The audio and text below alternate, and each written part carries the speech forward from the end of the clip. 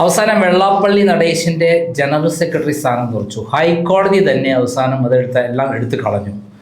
കഴിഞ്ഞ 9 വർഷമായി ഓഡിറ്റ് നടത്താതെ ഈ SNDP എന്ന പ്രസ്ഥാനം കൊണ്ട് നടന്ന വെള്ളാപ്പള്ളിയെ മാത്രമല്ല, വെള്ളാപ്പള്ളിയുടെ മകനും തുഷാർ വെള്ളാപ്പള്ളിയും അതിലുള്ള എല്ലാ ട്രസ്റ്റിലെ എല്ലാ അംഗങ്ങളെയുമാണ് എടുത്ത് കളഞ്ഞിരിക്കുന്നത്. ഇത് കമ്പനി നിയമപ്രകാരം കൃത്യമായി കമ്പനി ആക്ട് പ്രകാരം പാലിക്കേണ്ട കാര്യങ്ങളൊന്നും പാലിക്കാത്തത് കൃത്യമായി ബോധ്യപ്പെട്ടതിൻ്റെ അടിസ്ഥാനത്തിലാണ് ഹൈക്കോടതി ഇങ്ങനെ നടപടിയെടുത്തത്. ഇതിനെക്കുറിച്ച് കൃത്യമായി നമ്മളോട് സംസാരിക്കാനായി ഇപ്പോൾ എത്തിയിരിക്കുന്നത് SNDP സംരക്ഷണ സമിതിയുടെ വർക്കിംഗ് ചെയർമാൻ ശ്രീ രാജീവാണ്. കഴിഞ്ഞ കുറച്ച് ദിവസങ്ങളായി അദ്ദേഹം ധാരാളം വെള്ളാപ്പള്ളിയുടെ അഴിമതി കഥകൾ നമ്മളോട് പറഞ്ഞിരുന്നു. നമസ്കാരം. അതായത് ഇപ്പോഴും ജനങ്ങൾക്ക് അറിയില്ല എന്തുകൊണ്ടാണ് വെള്ളാപ്പള്ളിയെ ഈ ജനറൽ സെക്രട്ടറി സ്ഥാനത്ത് നിന്നൊക്കെ നീക്കം ചെയ്തത്, അതേപോലെ തുഷാർ വെള്ളാപ്പള്ളിയുള്ള ആളുകളെയൊക്കെ നീക്കം ചെയ്തത്. ഒന്ന് കൃത്യമായി പ്രേക്ഷകരോട് പറയാമോ? ഈ ഗുരുവിൻ്റെ കാരുണ്യമാണ് കഴിഞ്ഞ ദിവസം ഉണ്ടായ ഉത്തരവിലൂടെ കാണുന്നത്. കാരണം എനിക്ക് തോന്നുന്നത് ജസ്റ്റിസ് TR രവിയുടെ കൈകൊണ്ട് എഴുതിയെങ്കിൽ പോലും അദ്ദേഹത്തെ ആ ഉത്തരവിന് പ്രേരിപ്പിച്ചത് എൻ്റെ വിശ്വാസം ഗുരുവിൻ്റെ ചൈതന്യമാണെന്നാണ്. കാരണം ഇതുവരെ ഒരു ജഡ്ജിമാർക്കും ഇങ്ങനെ ധൈര്യമായിട്ട് എഴുതാൻ കഴിഞ്ഞിട്ടില്ല. 2005 മുതലുള്ള വെട്ടിപ്പാണ് കിടക്കുന്നത്. 2005 മുതൽ ഇന്ത്യയിലെ അല്ലെങ്കിൽ ഡൽഹി ഹൈക്കോടതി മുതൽ വിവിധ കോടതികളിൽ വെള്ളാപ്പള്ളിക്കെതിരെയുള്ള നിരവധി പരാതികൾ ഇത്രയും വരികയാണ്. ഇവിടെ ഇപ്പോൾ സാറ് പറയുന്ന വലിയ തർക്കമുണ്ട്. സാങ്കേതിക തകരാറിനാണ്. സാങ്കേതികമല്ല. വെള്ളാപ്പള്ളി നടേശൻ അധികാരത്തിൽ വന്ന ശേഷം SNDPയുടെ ഒരു കമ്പനിയുടെ സകല നിങ്ങളും കാറ്റിൽ പറത്തി. ഇതിനെ കാറ്റിൽ പറത്തുന്നത് നമ്മൾ ധരിക്കുമോ അത് നിയമം മാറിയതല്ല. ഇത് കണക്ക് കൊടുക്കാൻ പറ്റില്ല. വെള്ളാപ്പള്ളി നടേശൻ വാങ്ങിയ കാശുകൾ, കോളേജ് നിയമനത്തിന് വാങ്ങിയ കാശുകൾ, മൈക്രോ ഫിനാൻസ് വെട്ടിപ്പുകൾ അടക്കം കാണിച്ചു കഴിഞ്ഞാൽ SNDPയിലെ ആൾ കുടുങ്ങിപ്പോവും. പിന്നെ മറ്റൊരു പ്രധാനപ്പെട്ട ഞങ്ങളിപ്പോൾ ശരിക്കും പറഞ്ഞാൽ ചന്ദ്രസേന സാർ കൊടുത്ത കേസിൽ പറയും DIN നമ്പർ ഇല്ലാത്തത്. DIN നമ്പർ എന്ന് പറയാമെങ്കിൽ DIN നമ്പർ കൊടുക്കാമെങ്കിൽ ഇത് നമ്മുടെ ഇപ്പോഴത്തെ സുതാര്യമായ ഇന്ത്യ ഗവൺമെൻറ്റിൻ്റെ 2013 കമ്പനി പ്രകാരം സുതാര്യമാക്കുന്നതിന് വേണ്ടിയാണ് DIN ഏർപ്പെടുത്തിയത്. അപ്പോൾ DIN നമ്പർ കൊടുത്ത് കണക്ക് കൊടുത്താൽ ഓരോ വ്യക്തിക്കും വെള്ളാപ്പള്ളി നടത്തിയ സകല കണക്ക് കിട്ടും. എന്തുകൊണ്ട് വെള്ളാപ്പള്ളി DIN നമ്പർ എടുക്കുന്നത് കണക്ക് കൊടുക്കുന്നില്ല? അപ്പോൾ സാധാരണ പുള്ളി ഞാനൊരു DIN എടുത്തില്ല നമ്മൾ, അതല്ല വിഷയം. DIN എടുത്തു കഴിഞ്ഞാൽ ഈ വെട്ടിപ്പുളും കൂടെ അറിയപ്പെടുന്നില്ല. അപ്പോൾ നാശമായി കാണിക്കുന്ന കണക്ക് കമ്പനി ആക്ട് പ്രകാരമുള്ള രജിസ്റ്റർ ചെയ്ത സ്ഥാപനമാണ്. അവിടെയാണ് രസകരമായി. അതായത് 1903 അരിവിപ്പുറം ശ്രീനാരായണ ധർമ്മ പരിപാലന ഗവൺമെൻറ് രജിസ്റ്റർ ചെയ്തതാണ്. പിന്നീട് ഗവൺമെൻറ് ഓഫ് കമ്പനി വന്നപ്പോഴത്തേക്കും ഇവിടെ കളിക്കുന്നത് 1974 ഒരു ഇളവ് കൊടുത്തു. ആ ഇളവ് കൊടുത്തെന്ന കാര്യം ഈ കമ്പനി എല്ലാവർക്കും ഓട്ടവകാശം ഇളവ് കൊടുത്ത് കേന്ദ്ര ഗവൺമെൻറ് കൊടുത്ത ഇളവ് കൊടുക്കാനുള്ള കാരണം അന്ന് ഈ ഗവൺമെൻറ് ഓഫ് ഇവിടെ എന്ന് പറഞ്ഞപ്പോൾ കേരളത്തിൽ കൊടുത്ത് പരസ്യം കൊടുത്ത് SNDPയിൽ എല്ലാവർക്കും ഓട്ടവകാശം ബുദ്ധിമുട്ടാണ് നമ്മൾ പരസ്യം കൊടുത്തപ്പോൾ ആരും ആശയം കൊടുത്തുന്ന കാരണത്താൽ അതുപോയി ഗവൺമെൻറ് ഓഫിൻ്റെ പരിശോധിച്ചുകൊണ്ട് കേന്ദ്ര ഗസറ്റ് നോട്ടിഫൈ ആയിട്ടാണ് കൊടുത്തത്.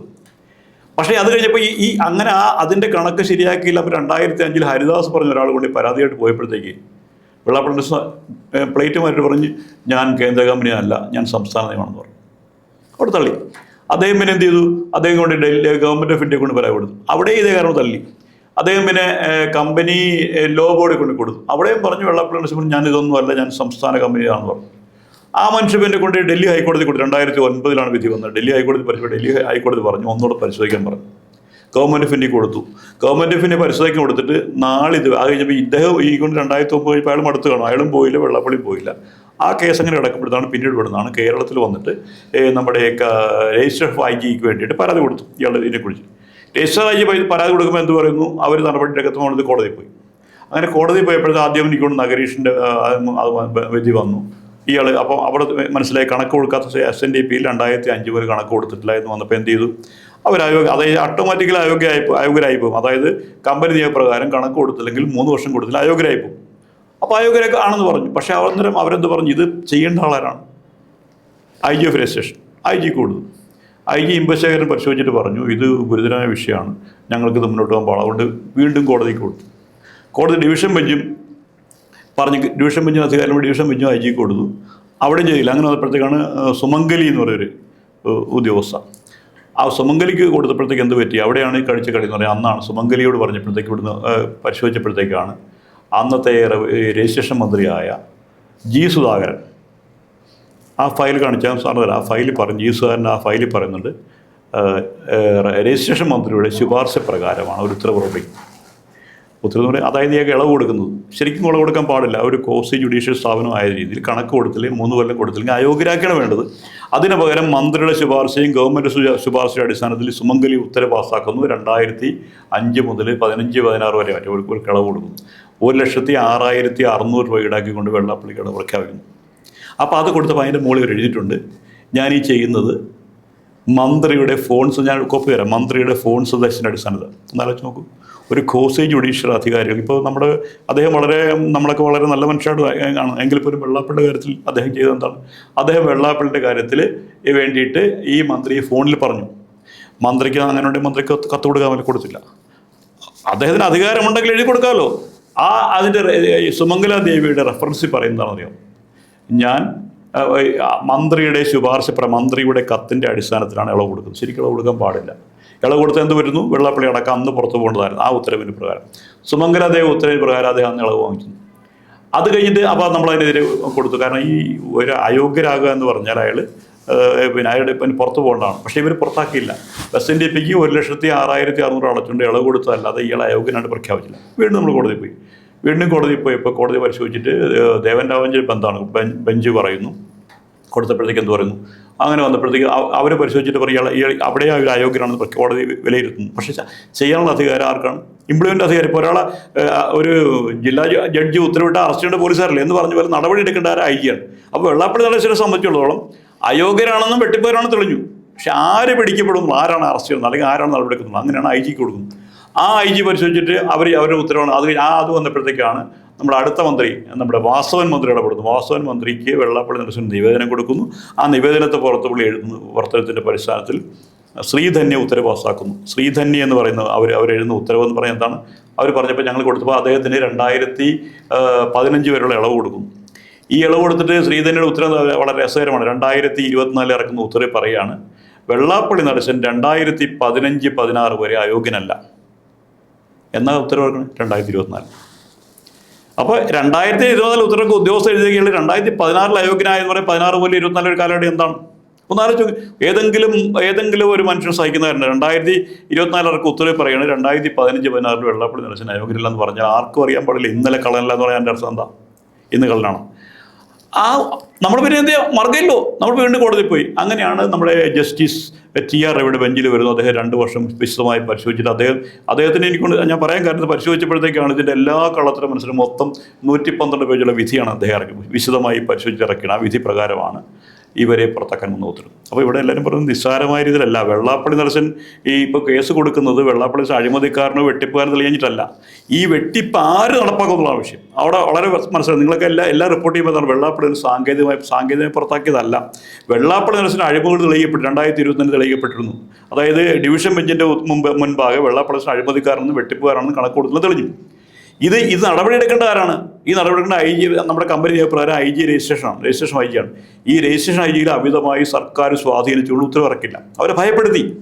ഇവിടെ വന്നത് അഴിമതിയിൽ ആർക്ക് പറയാൻ പറ്റും? അങ്ങനെയാണ് ഈ നീണ്ടുപോയത് ഇപ്പോൾ ഉത്തരവ്. ഇനിയിപ്പോൾ എനിക്ക് വിശ്വാസം ഈ ഉത്തരവിൽ ഇപ്പോൾ നാളെ തുഷാർ വെള്ളാപ്പള്ളി എന്താ പറഞ്ഞതാ? ഞങ്ങൾ എന്തിനു പോകും? എന്തിനാ അപ്പീൽ പോകുന്നത്? അവിടെ ഒരു കാര്യം ജനങ്ങൾ സാധാരണക്കാരെ മനസ്സിലാക്കണം. വെള്ളാപ്പള്ളി നടേശൻ അപ്പീൽ പോകുന്നത് കള്ളനായതുകൊണ്ടല്ല, അല്ലാത്തതുകൊണ്ടല്ല, അല്ലെങ്കിൽ വെട്ടിപ്പുകാരല്ലാത്തതുകൊണ്ടല്ല, കണക്ക് കൊടുക്കാത്തതുകൊണ്ടല്ല. കണക്ക് കൊടുത്തിട്ടില്ല, വെട്ടിപ്പുകാരല്ല തെളിഞ്ഞു. പക്ഷേ ഇതിനുള്ള അധികാരം ആർക്കാണ്? അതാണ് തർക്കം. കോടതി തർക്കം ആര് പറയുന്നില്ല. അപ്പോൾ ഇപ്പോൾ ഇയാൾ പറയാൻ പോകുന്നതാണ് സിവിൽ കോർട്ടിനാണെന്ന് പറയും. ഇപ്പോൾ ഇനി കോടതി അപ്പീൽ കൊടുക്കാൻ പോകുന്നത് ഇതിനുള്ള അധികാരം ഹൈക്കോടതിയിലെ ഈ ബെഞ്ചിനല്ല, സിവിൽ കോർട്ടാണെന്ന് പറയാം. അതിനാണ് അപ്പീൽ കൊടുത്തിരിക്കും.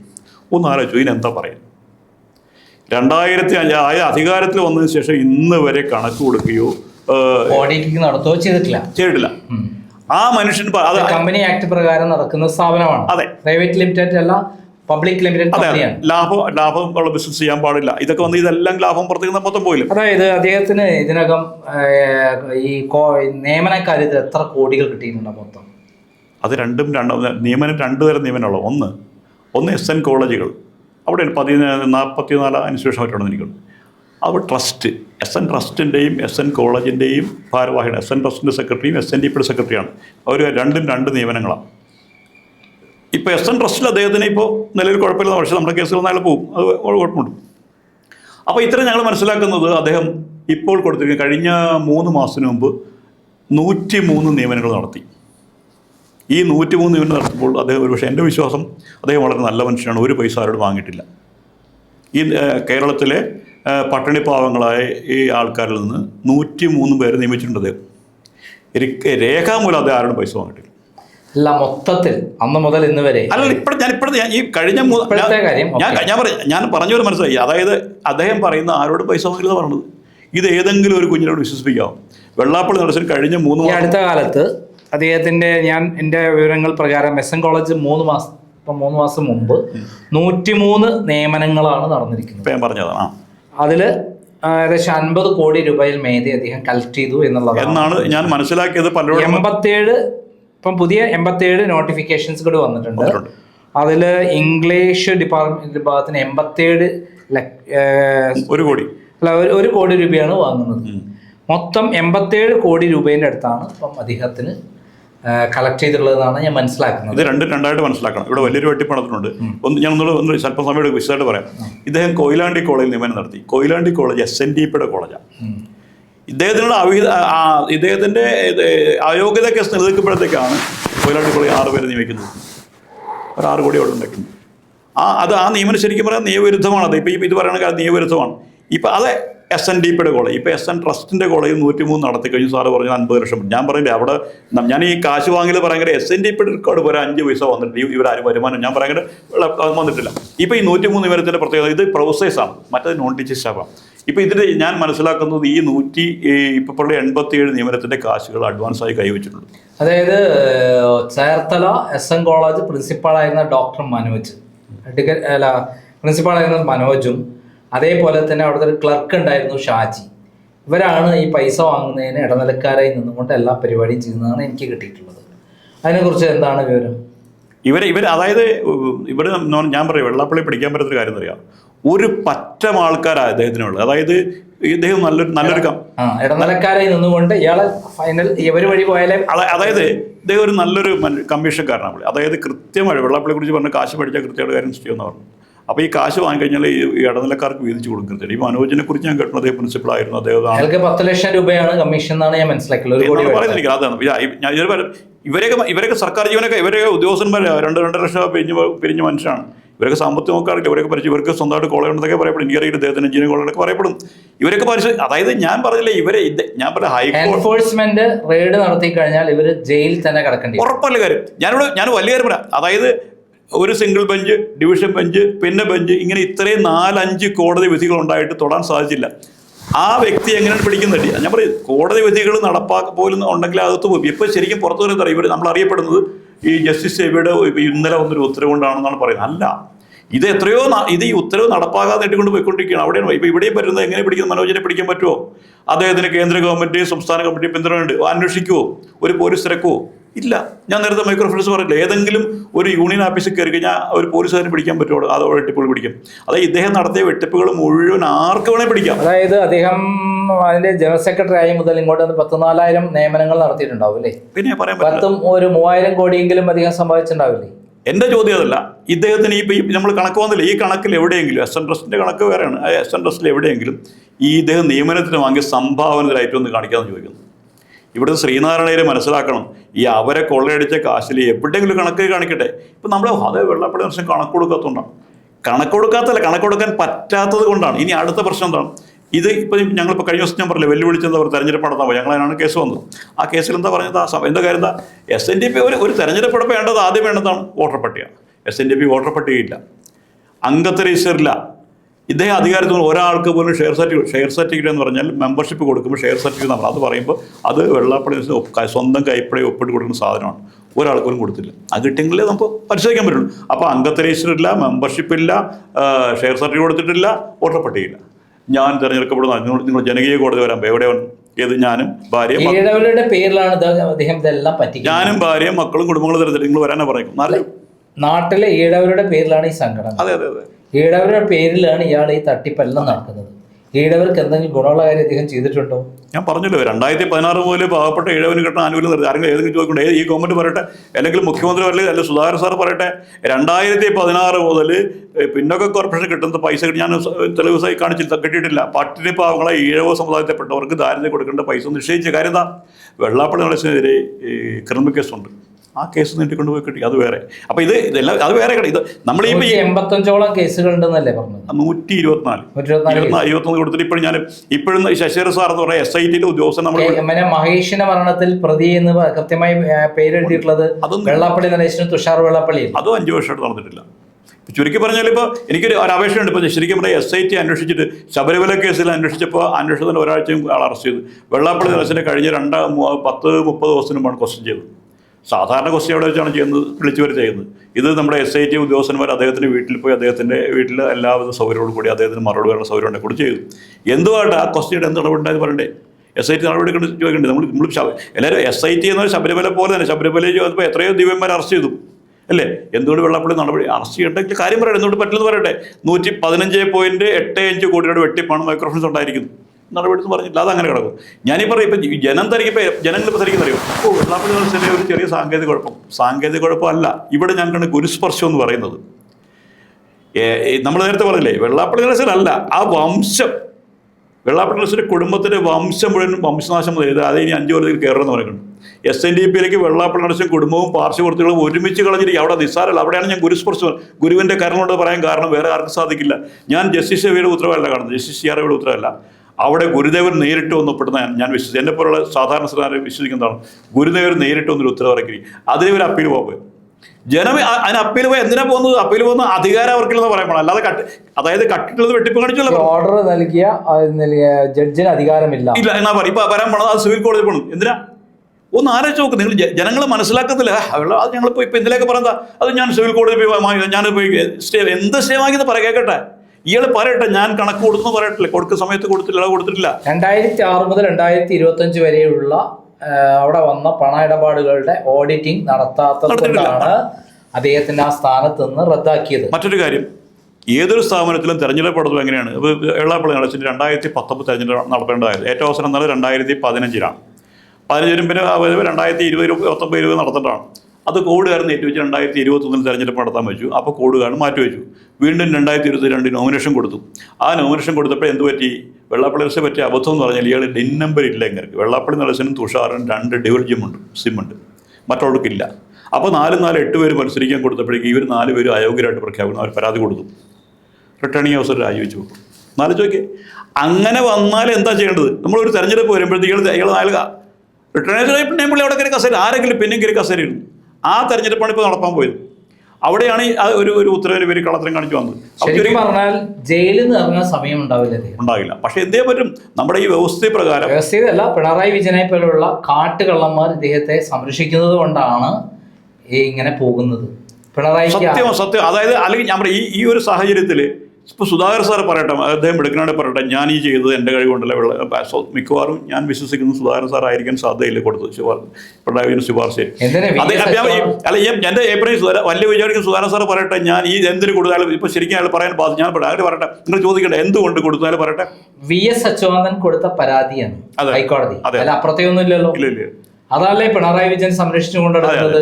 മൈക്രോ ഫിനാൻസിൽ 5000 കുടുംബങ്ങളുടെ കണ്ണീരാണ്, അതിന്റെ വിലയാണ് പിണറായി വിജയൻ സംരക്ഷിച്ചുകൊണ്ടിരിക്കുന്നത്. 27,000 വരും. കാരണം 2007 ഒരു 10-20 ഒരു വീട്ടിൽ 2700 സംഘങ്ങൾ കൊടുത്തായിട്ട് കളത്തരം കാണിച്ചു. അതങ്ങനെയുണ്ട്. ഇത് ജനങ്ങൾക്ക് പറഞ്ഞാൽ മനസ്സിലാകില്ല. ഇതാണ് എൻ്റെ സംഭവം. ഇവിടെ ഇപ്പോഴും പറയുന്നത് എന്താണ്? നാളെ ഇവർ പറയുമ്പോൾ അത് ഞങ്ങൾ സ്റ്റേ മേടിക്കും. എന്തിനാണ് സ്റ്റേ മേടിക്കുന്നത്? ഈ വെട്ടിപ്പ് വെട്ടിപ്പ് നടന്നില്ല എന്നുള്ളതല്ല, അത് കേട്ട ബെഞ്ചിന് അധികാരമില്ല എന്ന് മാത്രമാണ് അദ്ദേഹം പറയാൻ പോണത്. ഞാൻ പറയേണ്ട വെള്ളാപ്പള്ളി പറയട്ടെ, ഞാൻ 1 രൂപയുടെ വെട്ടിപ്പാടത്തിൽ കണക്ക് കൊടുത്താൽ പറയട്ടെ, അല്ലെങ്കിൽ കണക്ക് കാണിക്കട്ടെ, ജനങ്ങളെ കാണിക്കട്ടെ. അയാൾ എന്തായാലും ഒരു കാര്യം വളരെ വ്യക്തമാണ്, വെള്ളാപ്പള്ളി നടേശൻ നടത്തിയത് എല്ലാം തന്നെ തട്ടിപ്പാണ്. അതേപോലെ 2019 വർഷമായിട്ട് ഒരു ഓഡിറ്റിംഗ് നടത്തിയിട്ടില്ല. അതിൻ്റെ പേരിലാണ് അദ്ദേഹത്തെ ഇപ്പോൾ ഹൈക്കോടതി ജനറൽ സെക്രട്ടറി സ്ഥാനത്ത് നിന്ന് നീക്കം ചെയ്തിട്ടുള്ളത്. അതേപോലെ മറ്റുള്ള 6 വർഷമായിട്ട് തെരഞ്ഞെടുപ്പ് നടത്തിയിട്ടില്ല. 6 വർഷമായി തെരഞ്ഞെടുപ്പ് നടത്തിയിട്ടില്ല. ഇതാണ് സത്യം. ഇതിന് വേണ്ടി പോരാട്ടം നടത്തിയ SNDP സംരക്ഷണ സമിതിയുടെ വർക്കിംഗ് ചെയർമാനാണ് ശ്രീ രാജീവ്. അദ്ദേഹത്തിൻ്റെ സംഘടനയാണ് ഈ കേസ് കൊടുത്തിട്ടുള്ളത്. MK സാനുവും അതേപോലെ അഡ്വക്കേറ്റ് ചന്ദ്രസേനും. അവർക്ക് 2 പേർക്കും അഭിനന്ദനം നൽകുന്നു. കാരണം ക്രൈം 1998 തുടങ്ങി വെച്ച പോരാട്ടമാണ് ഇവർ പൂർത്തീകരിച്ച് ഒരു ഘട്ടത്തിൽ എത്തിച്ചിരിക്കുന്നത്. ഇനിയും പോരാട്ടം തുടരേണ്ടതുണ്ട്. അത് പ്രകാരം കൃത്യമായ നിയമം മുന്നോട്ട് പോയാൽ വെള്ളാപ്പള്ളി നടേശനും കുടുംബവും ജയിലിലായിരിക്കും എന്നുള്ള സംശയമില്ല. നന്ദി, നമസ്കാരം.